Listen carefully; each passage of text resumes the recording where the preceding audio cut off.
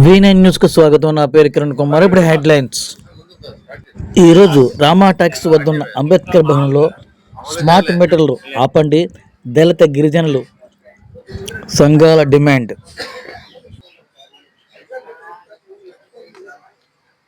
పోరాట సంఘం డిఎస్పిఎస్ కేవీపీఎస్ తరఫున స్వాగతం పలుకుతున్నాం. ఈరోజు అదాని స్మార్ట్ మీటర్ల మీద మేము ఈ రౌండ్ టేబుల్ సమావేశం అనేది నిర్వహించడం జరుగుతుంది.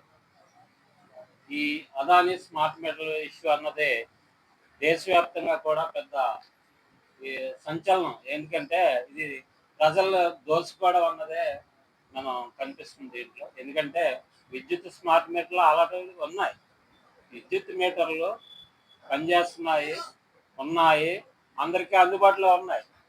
కానీ మళ్ళీ స్మార్ట్ మీటర్లు అన్నది ఎందుకు తీసుకొస్తున్నారు అన్నది మనకందరికీ అవగాహన అవుతుంది.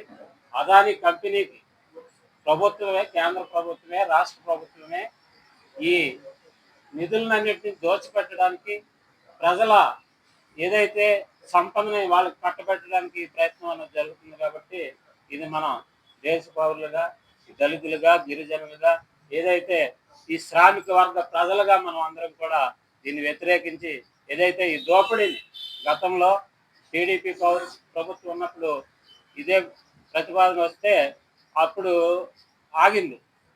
తర్వాత వైసీపీ ప్రభుత్వం వచ్చాక స్మార్ట్ మీటర్లు పెడతామంటే ఇదే లోకేష్, ఇదే చంద్రబాబు నాయుడు గారు ఆ మీటర్లని పగలగొట్టండి అనేసి వాళ్ళే పిలిపించారు. మరి అదే కూటమి ప్రభుత్వం ఈరోజు మళ్ళీ ఆ స్మార్ట్ మీటర్లు తీసుకొస్తుందంటే దీని అర్థం మీరు అందరూ గమనార్హం. అందుకని ఈ స్మార్ట్ మీటర్లు అన్నది చాలా ప్రమాదకరమైనది.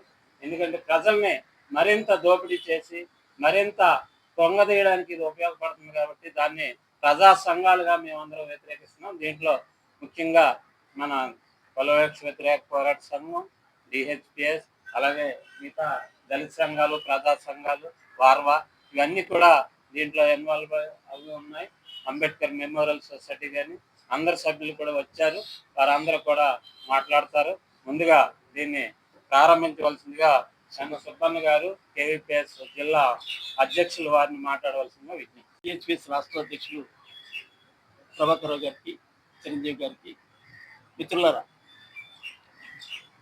ఎస్సీ/ఎస్టీ సప్లాన్ నిధుల నుండి దళిత గిరిజనులకు ఉచిత విద్యుత్ జీవో నంబర్ 91 ద్వారా ఇస్తున్నారు.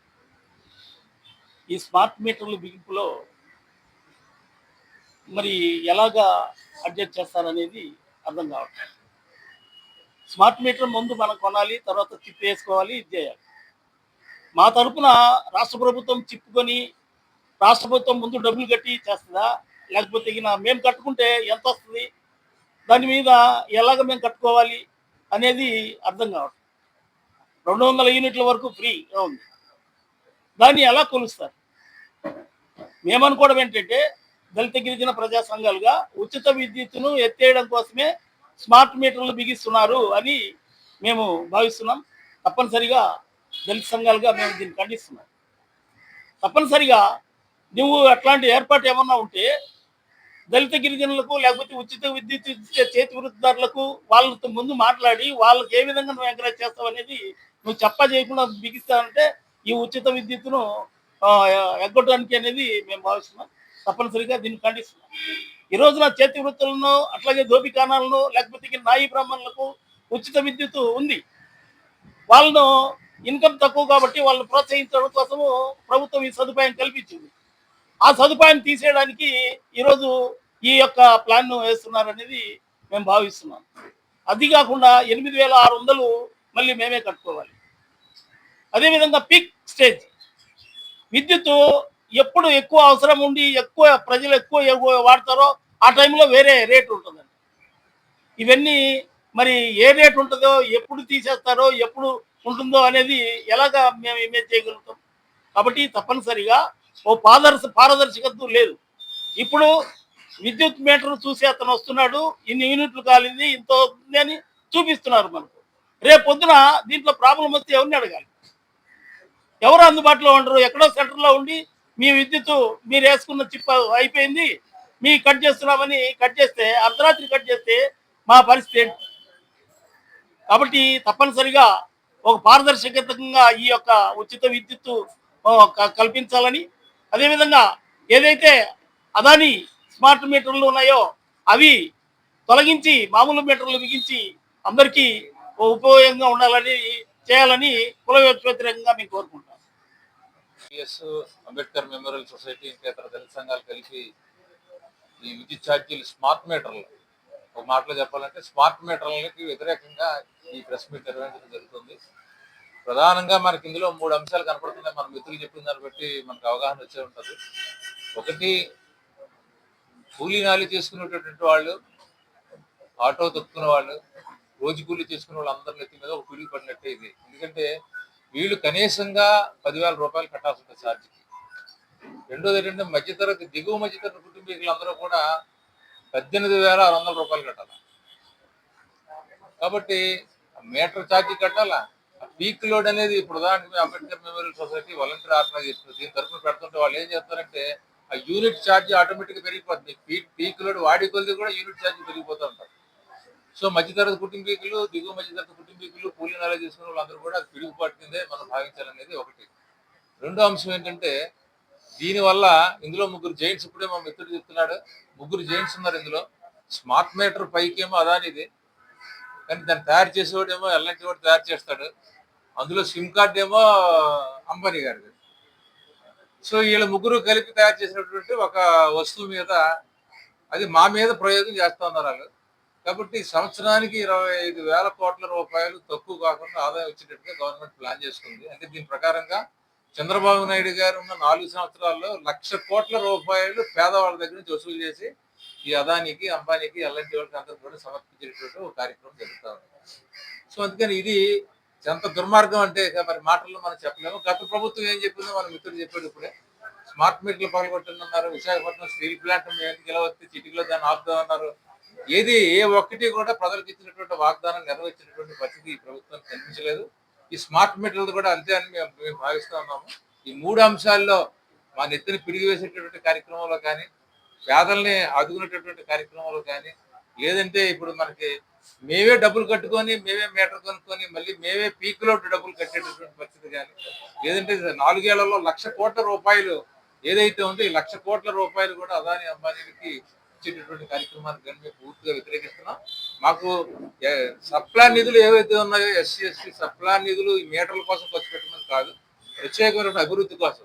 మేము కూడా గవర్నమెంట్ డిమాండ్ చేస్తున్నటువంటి అంశం ఏంటంటే 200 యూనిట్లు అని చెప్పి ఇప్పుడు దాకా మాకు బారు పెట్టారు. 200 యూనిట్లు అంటే కనీసం ఒక టీవీ ఉంటే 200 యూనిట్లు కావాలి.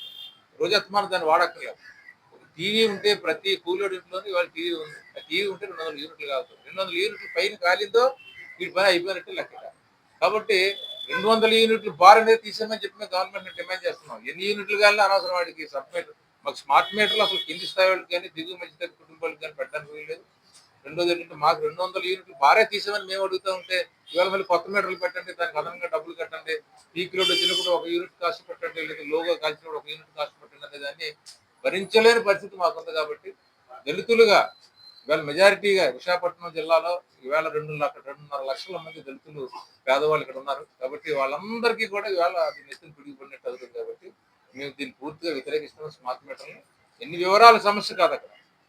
వాళ్ళందరికీ 1,00,000 కోట్ల రూపాయలు ఇవ్వడానికి మాత్రం మేము సిద్ధంగా లేము. కాబట్టి దయచేసి దీన్ని ఆపాలని చెప్పేసి మేము గవర్నమెంట్ మేము డిమాండ్ చేస్తున్నాం. ఎన్ని యూనిట్ల గుడి కోసమే ఈ స్మార్ట్ మీటర్లు వాళ్ళు వాడుతున్నారు. కాబట్టి మేము పూర్తిగా దీనికోసం మేము వ్యతిరేకిస్తున్నాం. మీడియా మిత్రులకు నమస్కారం అండి. ఈరోజు రాష్ట్ర ప్రభుత్వము స్మార్ట్ మీటర్ల పేరుతోటి రాష్ట్ర ప్రజలపైన పెద్ద ఎత్తున భారాలు మోపడానికి పూనుకుంటుంది. ఇది ప్రజలందరూ వ్యతిరేకించాలి. ఎందుకంటే 2014లో కేంద్రంలో ఉన్నటువంటి బీజేపీ ప్రభుత్వము గ్యాస్ సిలిండర్ ధరని డైరెక్ట్ గా సబ్సిడీ రూపేణా వినియోగదారులకు ఇస్తామని ఆ రోజు చెప్పినటువంటి హామీ ఏ విధంగా అయితే నీరు గారిపోయిందో. ఎందుకంటే నాడు 1100 సిలిండరు ఆ రోజు మార్కెట్లో దానికి 450 రూపాయలు ప్రజలు కొనుగోలు చేసేవారు. కానీ 650 రూపాయలు డైరెక్ట్ అకౌంట్ లో పడింది. కానీ ఈ రోజు పరిస్థితి ఏంటి? ఒక సిలిండర్ 1100 అయినప్పటికీ కూడా సబ్సిడీ రూపేణా ₹3.50 అకౌంట్ లోకి వస్తుంది. కాబట్టి స్మార్ట్ మీటర్లు కూడా రాబోయే కాలంలో పెద్ద ఎత్తున సాధారణ ప్రజలపైన భారం మోపడానికి పూనుకుంటుంది ప్రభుత్వం.